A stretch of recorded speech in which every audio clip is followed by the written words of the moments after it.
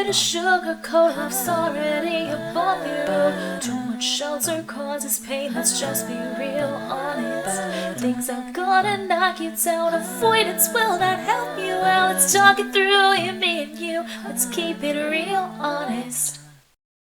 Welcome back to the Real Honest podcast. If you are joining us for the first time, welcome. Happy to have you. I'm Samantha. I'm single. I go to church. I have a lot of relationship problems. We're discussing all of it. Today, talking about finding a church home and how absurdly hard it is. So I realized my first segment I said in the first week was going to be, what's God teaching me this week? And then I did not do that in episodes 2, 3, or 4. So quickly, what God is teaching me right now is a lot about prayer, because I feel like, I don't want to say that I was mistaught this. I don't know that I was ever actually specifically taught about prayer. So I will say that I grew up thinking that God was basically a genie or a wishing well, and that if I wanted something, I would ask God for it, and God would either give it to me because he likes me or would not give it to me because he didn't like me, or just didn't want me to have whatever it was. But I have more recently come to understand that God is not a genie or a wishing well. And that verse about God giving you the desires of your heart, it's not saying if you ask God, he will give you whatever you want. It's saying if you seek God, as in diligently seek a relationship with him and seek his direction and guidance and wisdom, he will place desires in your heart. So when it says like God will give you desires, it's put them inside of you, not hand you the $1,000 that you asked for.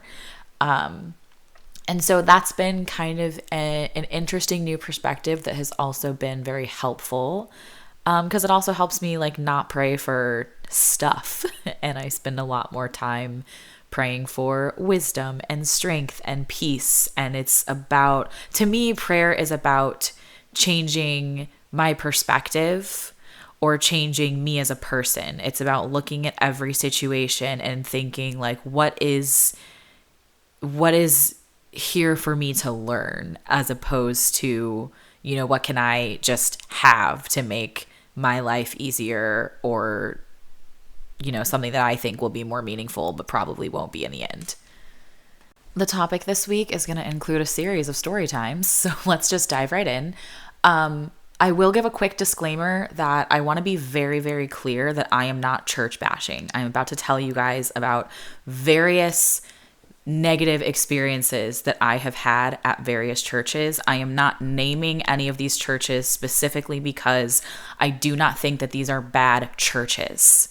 I think that all of these churches are serving God's kingdom, and they are serving communities that do not include me. And I don't think that there's anything wrong with that. I think that it was part of my journey to have these experiences to equip me for where I am now. And just because I had bad experiences with specific people at different churches, I don't think that that makes any of these churches bad places as a whole. So for those of you that like know me personally and that do know specifically what churches I'm talking about, just keep in mind that like I'm not telling these stories for people to like go out and get mad and like boycott the churches or not go there or anything like that, because I think that's ridiculous. So starting with the church that I grew up in, my family has gone to church forever. My parents have always just said we go to church in this house. I honestly do not have a memory of either of my parents ever talking to me about having a relationship with God and how to cultivate that. It was always very like, we go to church every Sunday. It's non-negotiable. So it's just something that like I've done forever. I think I was in middle school the first time somebody asked me, if I remember this correctly, I was in the 7th grade and a friend was having a sleepover on a Saturday night. And I was like, oh, I can't go. I go to church on Sundays. And she was like, why?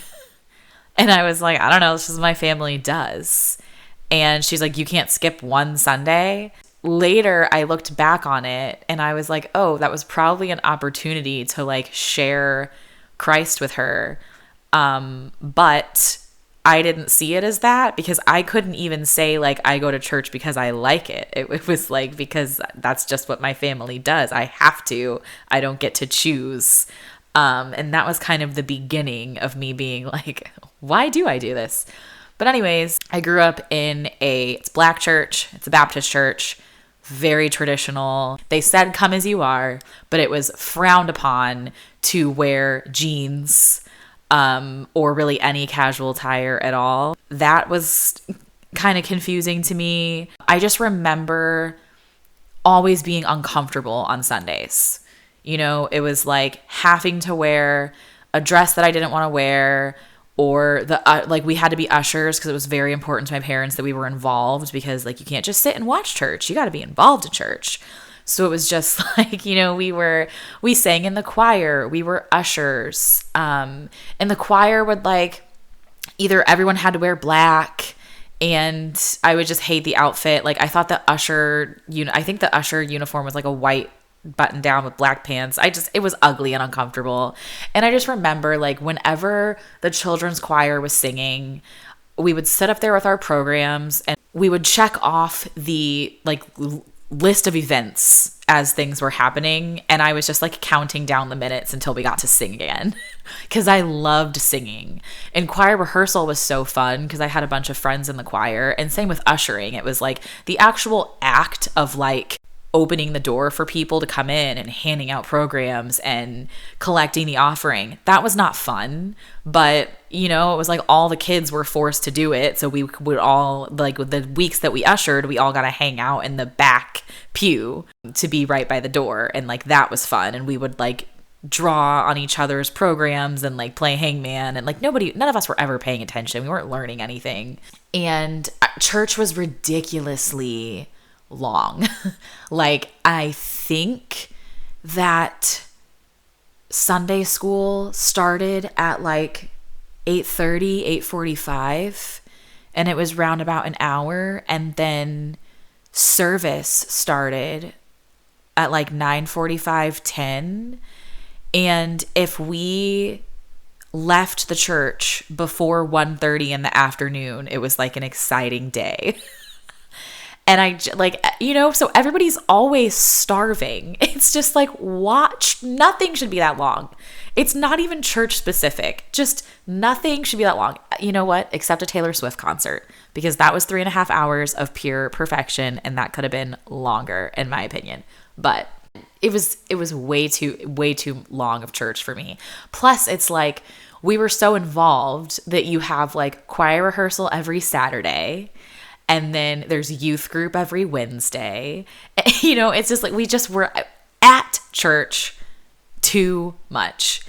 And it wasn't fun. Like I remember in Sunday school, I think when I got to high school, my Sunday school teachers started this initiative of taking us out to breakfast, where they would give us like so many weeks to memorize so many verses, and then they would give us a test. And if you got an A on the test, then you would get to skip Sunday school the following week, and one of the teachers would stay and teach Sunday school to all the kids that didn't get an A, and all the kids that got an A would get to go out to like IHOP or something, you know? And like, so now we're memorizing verses to go to IHOP. It's like we didn't care about the Bible. We wanted breakfast because we're at church forever and we're starving. And I just remember like the pastor was very long-winded, very loud, yelled a lot, sweated a lot, and I never had any idea what he was saying, and I never had the slightest interest to understand what he was saying. We did have children's church, which is like I think all the kids would have to sit in regular service like up until the preaching, and then we had a children's pastor that would take all the kids like downstairs, and he would do like a kid version of a sermon. And I did like him. I liked him a lot. I do think that I learned things from him, but I do very strongly recall that when I got baptized, it had nothing to do with Jesus or God or a relationship or religion at all. Really and truly, it was always a big to-do if an adult got baptized. It was like, lost brother of Christ has returned home. Yeah, like people would just talk about it, and it was such a big deal because it was abnormal. Like it was weird if an adult got baptized because everyone got baptized round about like end of elementary school, maybe early middle school. So around like 9 or 10. And so I was 9. And literally my friends and I were just like talking about it, and we were like, we're about to be too old to get baptized, so we have to like do the thing. And we all wanted to do it together. And so we all got baptized really just to do it together and on the same day.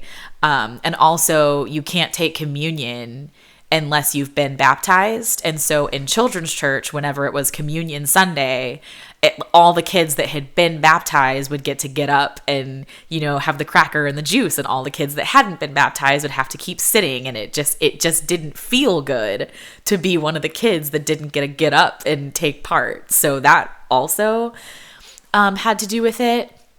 And then when I was in, I guess, end of middle school, like the 8th grade, is when we got a youth pastor. I should mention this was a really small church, like maybe 200, 300 people. All of the kids were round about the same age. So I think that the church created a children's ministry when we all were old enough to not be in the nursery, but too young to sit in service. So there was children's church and there wasn't a youth ministry. And then when my generation of kids turned like 11, 12, they then created a youth ministry and got us a youth pastor. And, you know, bless his heart, he's a great man, love him to death. I don't know how much Bible he really taught us. I remember him giving sermons on things like everything is either for God or against God. Name any song and I'll tell you how it's for or against God. And, you know, people would yell out like some rap songs and he'd be like, that rapper's talking about gang banging or whatever. That's against God. And I'd be like, what about Hannah Montana? Like, she's singing about friendship. Like, that has nothing to do with God, but it's not against him. And he's like, well, God values friendship, so we can put that in the for God category. And this was like a game that he would play a lot, like during service, was he would just play music and have us say like what the message was and if it was good or if it was bad. But very often in the Black Baptist church, they do an invitation at the end, which it's called opening the doors to the church, which is like if you have a prayer request that you want to announce to everyone, or if you want to give your life to Christ, if you want to get baptized, if you want to join the church officially as a member, this is the time where you can like go walk up to the front and tell the pastor that. And so in youth church, the youth pastor would often, like, the doors to the church would be open for like 20, 30 minutes. And the keyboardist would just be playing and playing and playing, and we'd all be sitting there like starving, like it's 2 p.m. Can we please go home? And he'd be like, I know that somebody in this room has something on their heart, and we're not leaving until it is spoken. And we would all just like look around at each other and be like, who's gonna take one for the team? And I kid you not, we would talk to each other and we would plan and we would pick someone. And if it was my day, I would just walk up to the front and make something up. Like, I lied to a teacher this week about whatever. It's really weighing on me. Like, please pray for me. I'm really hurting, just because we wanted to leave. It was ridiculous. And I mean, look, this is coming from like primo Christian girl over here. Like, I was president of the youth group. I was there constantly. I had like a crush on the youth pastor. So I was like, anything that you want me to help out with, like, I will do. I wrote and directed the youth play one year. I was constantly like bringing friends to church because my friends that weren't Christian, I was told, were going to hell. And I was so like concerned with making sure that I saved their souls. But when I think back on it, like the core of my belief was really that if Christians were right, if what this church is preaching is correct, then if I don't subscribe to it, I'm going to hell.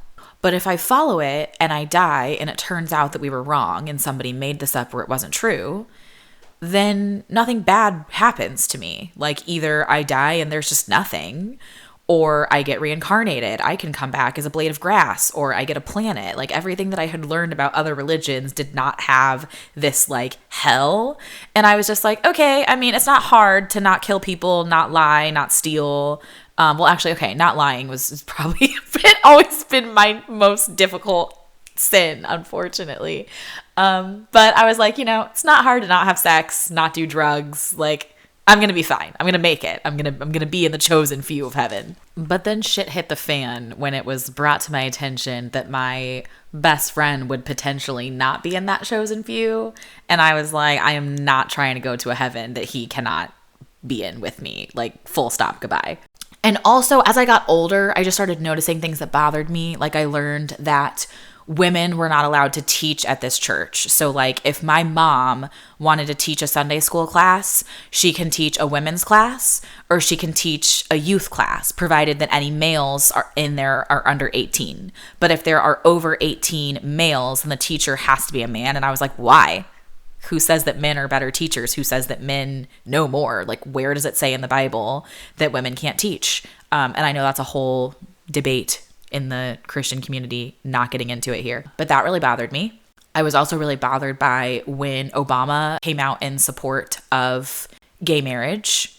The pastor said in his sermon that week, and this wasn't the youth pastors, it was like the regular church pastor, said, I'm sure we all witnessed Obama's faux pas in the news last week. And I was just like, it wasn't a faux pas. Actually, it was a great thing. So what's wrong with you? That really bothered me, especially because this pastor had also said in a sermon, everyone needs to vote for Obama. And he didn't have any specifics to back it up besides Obama's black and we're black. Black power. And then also as the youth ministry, we started like partnering with some other churches where like we would go visit a church or like that church would come visit us. It was usually a white church. So the pastor would always make sure to tell us like when you guys, like they would give us lunch those days if there was like a partnership thing and we brought another church in. And the pastor would always be like, make sure you guys are mingling, make sure that, we're not like having segregated tables here, like sit together and intermingle. And I just like, those were the only Sundays that we would like see white people, because anytime that a white person entered the church, like they weren't asked to leave. But I'm sure if you're a white person listening to this, please email me, Instagram me, let me know how many times in your life you have ever been the only white person in the room, because I'm going to guess that it's next to never. And it's just, I think white people would enter and they would see a room full of black people and they would get really uncomfortable because they've never been in the minority before, and they would just back away and leave. And very rarely would anybody ever like chase after them and try to get them to stay. And the sentiment of the church members was kind of like, it's not that they're not welcome here, but if they're going to walk away because they're uncomfortable if there's too many black people, we don't care because we're not interested in integrating this church. Like, we like that this is a black church. This is our safe space. We're only seeing white people every other day of the week. All the kids are going to school. They're the only black kid in the classroom. Like, let this be the place where they see other black people. Which, that I don't have an issue with, but it was just the idea of you're not unwelcome here, but also you're not welcome here that I didn't love. So I had friends that grew up in that church that have since come out, and I hate to know how uncomfortable they were at that church. Really, the last straw for me was that I was the last person on the planet to find out that my best friend was gay. And I will never forget it because I found out on Facebook while I was studying abroad in London, and I didn't have an international phone plan, so I couldn't call him. I was like trying to text him and Snapchat him on the Wi-Fi, and he wasn't responding to me. So I ended up Snapchatting his roommate, and then we ended up dating because of that interaction, but we are not here for that story. But yeah, I just was... It's not even shock, oh my God, I can't believe he's gay. It was shock that he let me find out on Facebook. What? And I had months left of the semester abroad. And then I got home and had to wait for the summer to end for everyone to go back to school. And then as soon as the fall came, I just drove to Springfield and showed up at his house and was like, what the hell is happening? What's going on? And we had like a talk about it, and I think essentially it kind of, I mean, there was a lot of other stuff going on in his life and how he wanted to tell people, and you know, I respect that, it is what it is, but I think a lot of it also boiled down to like, hey, you still go to that church that teaches that I'm an abomination and I'm terrible, and like I had a terrible experience there. And that's like a huge part of your life, and your faith is very important to you, and like I would never ask you to walk away from that. And I'm sitting there like, wait. Like, you are my person. Like, my person. I would kill for you. I would die for you. Like, when I tell you, like, I would do anything for this man. Like, he literally is the most important human to me that has ever lived. And I'm just sitting there like, if you thought for a second that I would not accept you, any part of you at all, ever, then I'm a shitty friend. And I have screwed up and not let you know how much I love you. But at the same time, I am not interested in being a part of any organization that wouldn't accept you, because that is like full stop, canceled, goodbye forever for me. More recently, this church, literally, y'all, like I think it was 2020. Was it 2020? This church had a young adult meeting about how to react and respond to homosexuals. And I'm sitting here like, the answer is the same way that you would react and respond to literally anyone else. Explain to me again what the meeting is about. So of course I go to this meeting because I know who's hosting it, and I know who's attending it, and I know that not a single gay person is a part of this meeting. And I am just sitting there like, I can't even believe that you guys are having an event like this. This is absurd, and it's harmful, and it's wrong. And the people that were hosting it, I sent them all of these podcasts and books, all of this information about like gay Christians that are on side A, gay Christians that are on side B, gay people that have left the faith, people that have come to the faith after being gay, mixed orientation, marriages. Like there are all of these different aspects to that conversation, and they were not considering any of it.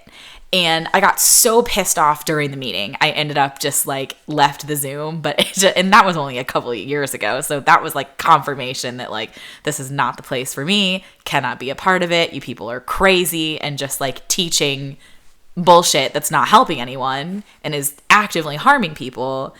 And that's just like, I cannot get behind it. Like, cannot, will not, I can't. And as a result of attending that meeting, I reconnected with somebody that was very active in the youth group with me growing up. And I had like a long conversation with him. And he was very like, I totally understand how you're feeling. Like, I'm so sorry that like there wasn't more like education around this event, because he was supposed to be on the group of people that was like helping plan it. And it turns out that like what he thought the event was completely different than what it was. And so I was like, are you an idiot, or did you just not talk to the rest of the planning committee? Because I had 2 conversations and found out what this was and that it shouldn't be happening. But anyways, that man, like when I was talking to him, we were just catching up on like how, you know, life had been, because he still is involved with that church and I'm very not. So I was learning about like where his life has gone and sharing with him where my life has gone. And in the course of that conversation, we talked about sex, and I was telling him about the many terrible sexual experiences that I have had. And I'll tell you guys that story another time. This is not the time for it. But I was telling him about how like I prayed so much over the decision because it wasn't something that I wanted to do. And then it just like, I was repeatedly like hurt and abused by men. And y'all, when I tell you his face lit up and he was like, yo, that was God answering your prayer though. Right? Like, that's why he's telling you, like, yes, you have to wait. And he had to teach it to you over and over again because you weren't listening. And the way that I had to stop him and say, sir, did you just tell me that I have been sexually harassed and assaulted and literally raped because God is punishing me for not waiting until I got married? Please tell me that's not what you just said. And he was like, God works in mysterious ways, like you never know. And I was like, I'm done. The place has brainwashed you. I can't. But so let's rewind to the end of college. So I have just decided to stop going to this church. I have come back from studying abroad in London. I am living at home with my parents my last year of school. My dad is extremely upset with me for not going to the church anymore because I think he felt like by leaving the church, I was leaving the faith. I wanted to take a break from church, and I think that was also an issue to him, where if I had said, like, I have this other church that I'm going to start going to right now, I think he would have been more open to the idea of me not going to his. But I had to start locking my door on Sunday morning so that he wouldn't come in and tell me I have to go with him, because I was like, I'm an adult. I'm not going there.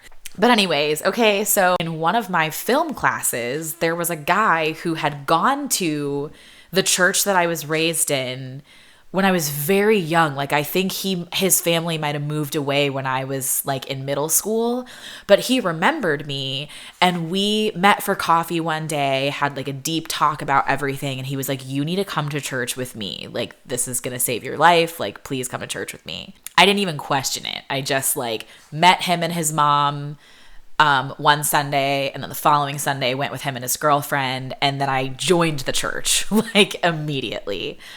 I highly recommend not doing that. I did go there for the first year without any issue, and then I moved to LA for a hot second, and then when I came back from LA, I think I just took a break again until I moved out of my parents' place. And then once I was living on my own, I started going to the church again, and that's when I really wanted to get involved, and I wanted to audition for the worship team. And so this church is a local megachurch. It's got like 4 campuses. Each one seats probably 2,000 to 3,000 people, and it is primarily white people. I did find it very distracting that every time I was there, I was counting all of the brown bodies that I could find. If you are not a person of color, counting is a thing that we do everywhere we go all the time. We are not taught to do it. We all just do it constantly, and it's very distracting. It takes time away from other things. So I love to be in spaces that are so diverse that my brain doesn't do that. But at this point, since I had just returned from LA and everything, the newer youth pastor at my parents' church, he and I met for coffee or something, and I had told him that I had left and was going to this new church, and he was like, oh, I know one of the pastors there. Let me get you guys connected to make sure that you get plugged in and that you're really involved and you're not just watching. And if you can feel where this is going, it wasn't good. So this pastor sets up monthly meetings with me, and I did not enjoy it, but I didn't feel like you could tell a pastor, no, I don't want to meet with you. So every month I'm meeting with this woman, and she's telling me that I can't audition for the worship team because she wants to work on some stuff with me, but she couldn't tell me specifically what it was that she wanted to work on with me. And then there are all of these classes that you have to take before you can volunteer. So this church doesn't have a membership policy, and the way that like at the church I was raised in, you would like walk to the front of the church during the invitational time, and you would say like, hi, I'm new to town, I want to join the church. And then there's like a little form that you would fill out basically just to get your contact information and stuff, and then they get you like on the list of members, I guess, I don't know. But so this church didn't have anything like that. It was just that to be a quote unquote member, it just means that you've taken these 3 classes. And they actually are very interesting classes. One of them you learn about conflict resolution. One of them you learn about the church history. Also, the pastor shares his entire life story when he started working with the church.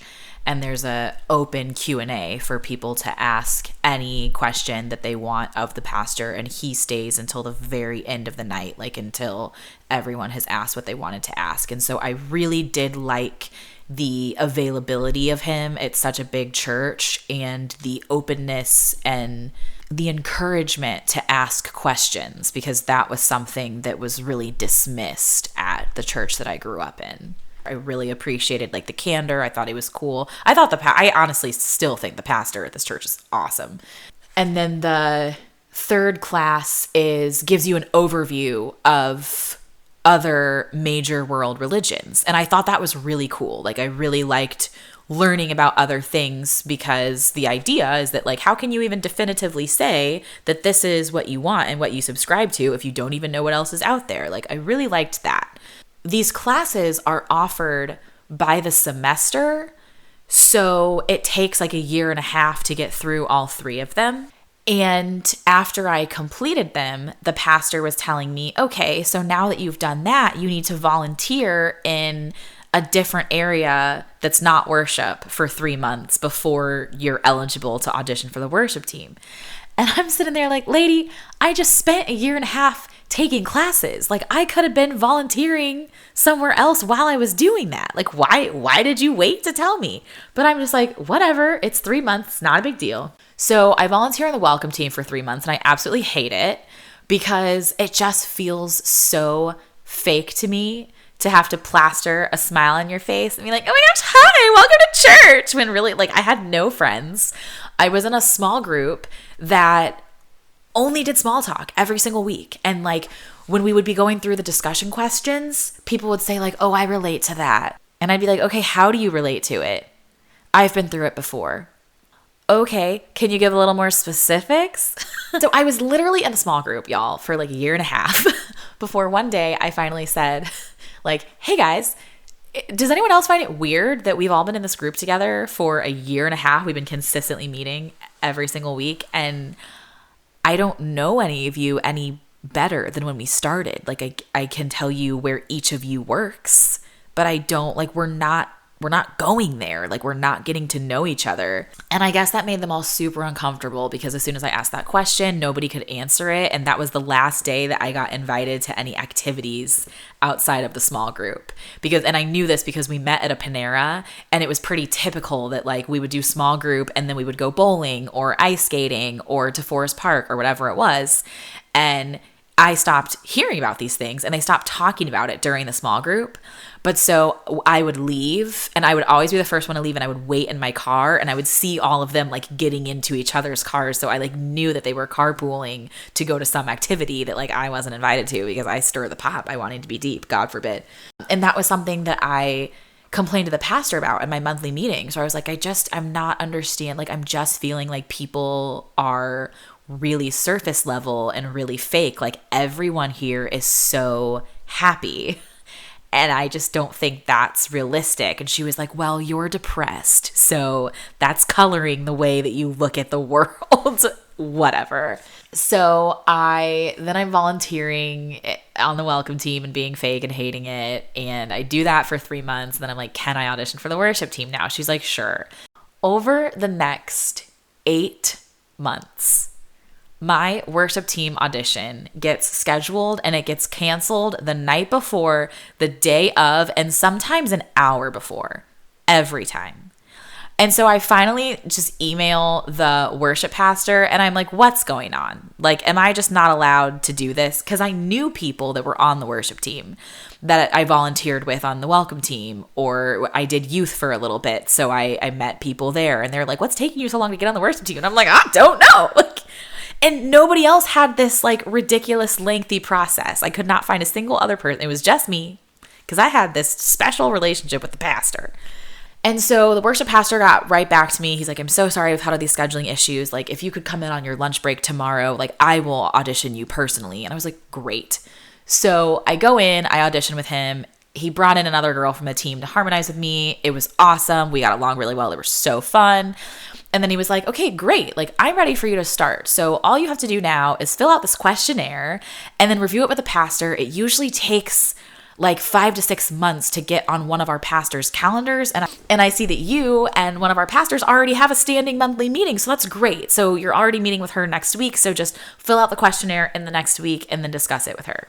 The questions on this questionnaire are like, are you sexually active? Are you same-sex attracted? Are you currently in a relationship with a member of the same sex? Are you married? If yes, does your spouse attend this church? If no, explain why your spouse does not attend this church. If you're single, do you agree to celibacy for the duration of your volunteer role or whatever. And I'm sitting there like, it's not your business. Like, what on earth? And so when I met with the pastor, I was telling her, I was like, hey, so I'm sure that I answered all of these questions to the church's satisfaction, but I just want to go on the record and say I'm very uncomfortable with being asked and to essentially have to sign a paper to say that I'm going to be celibate. Like, I'm going to be real with you. I'm not having sex because I'm not interested in sex and I'm not in a relationship, but I could change my mind tomorrow. And if I do, I'm not going to call and tell you. She said, well, I know that you've had a really dark sexual past and like you really need some healing there. And so it's good that you're agreeing to celibacy. And quick aside, I did confide in her about the assault a few months after it happened. And her response to me, she's like, did you report it? And I was like, no. And she's like, may I ask why? And I said, yes, because I am a Black woman and he is mixed, but he's white passing. And we live in Missouri. And I have no proof and I didn't get a rape kit. And I don't want to have to tell my parents that this happened so that my dad can pay for a lawyer for a case that I'm definitely gonna lose. Like I've seen in every episode of SVU, I know how this goes down. And she said, well, my concern is that you've put a predator out on the streets. And I just hated her. I literally had to explain what victim blaming was to her. And I just wish I had had the tools to be like, I'm done meeting with you at that time. But I digress. She also told me that anyone had to fill out the questionnaire for any volunteer role. And I was like, really? Because you had me be a counselor at youth camp and I didn't fill this out. There wasn't even any training or background check. And I didn't have to fill it out to do on the welcome team either. So it seems like it's only the worship team that has to do this. And then she told me that she didn't feel like I was ready, so I could join the worship team on a probationary period. And I couldn't find anyone else who had a probationary period. And then there was another class she wanted me to take. It was for like people that have experienced previous church hurt. And I absolutely hated it. It was basically group therapy. But I'll also say that I'm glad that I took it because that class was absolutely transformational for me. I did meet a girl in that class who really changed my life, and I wish that I could remember her name so that I could reach out to her and thank her. But she took me out to dinner one night, and she said, hey, I've been listening to you talk every week now, and I know that you have a lot of anger that is stemming from a place of like, you were taught that God works a certain way that isn't true. And I need to let you know that you believe that everything you do and everything that happens to you is a direct correlation to something that you have said or done and a reflection of God's love for you. And that's not biblical and it's not true and it's harmful and you need to fix that. And she really was the first person to ever explain to me how prayer works and how good God is. This is the girl that explained to me that like you can't earn your way into heaven and you can't earn God's love. And that if you're at church 7 days a week because you're in 75,000 committees and you're spending 5 hours a day reading the Bible trying to get God to reward you, like he's not rewarding that because you're not really being engaged with the word. You're not really spending time with him. You're just doing things and going through the motions and checking things off a list to try to get something from him.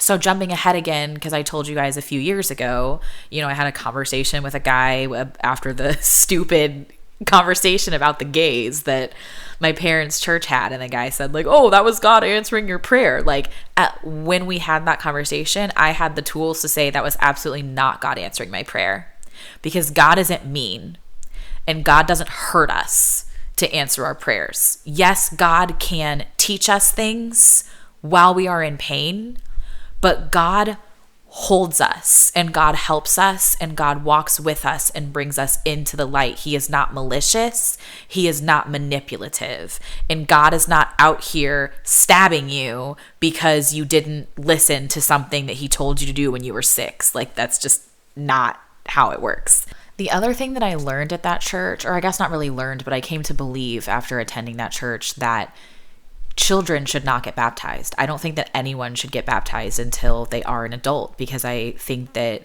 in order to make that decision, you have to have lived life and you have to have experienced things. You have to have had a need to rely on God.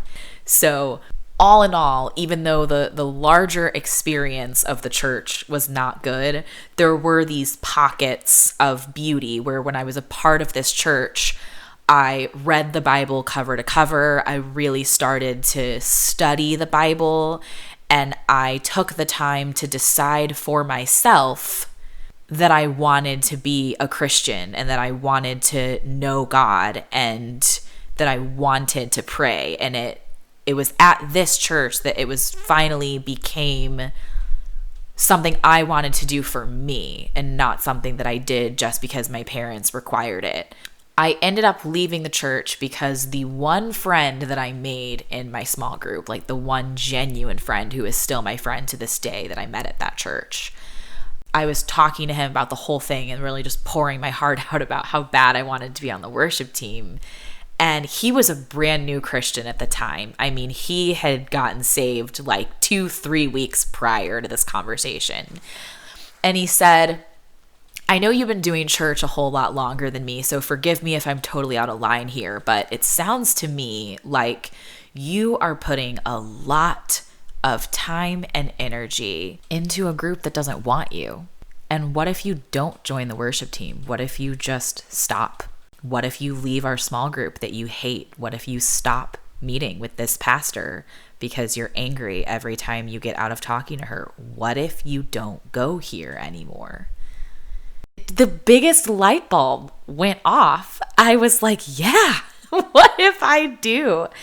And I did it. I just like quit all the things, walked away, and I felt amazing. And I had such peace, and just the weight lifted and the sadness went away and the anger went away. And that's when I really put work into finding a church home. This turned out to be way longer than I expected, so I'm going to pause here and I will pick up with part 2 of this next week. I will also do the hard convo of the week and the movie rec next week, because I really don't want these to be absurdly long, because I know people don't have time and no one wants to listen to me talk for an hour. Also, there were some hard conversations in there, right? So there you go. Okay, bye. I'm not here to sugarcoat love's already above you. Too much shelter causes pain, let's just be real honest. Things are gonna knock you down, avoidance will not help you out. Let's talk it through, you, me, and you. Let's keep it real honest.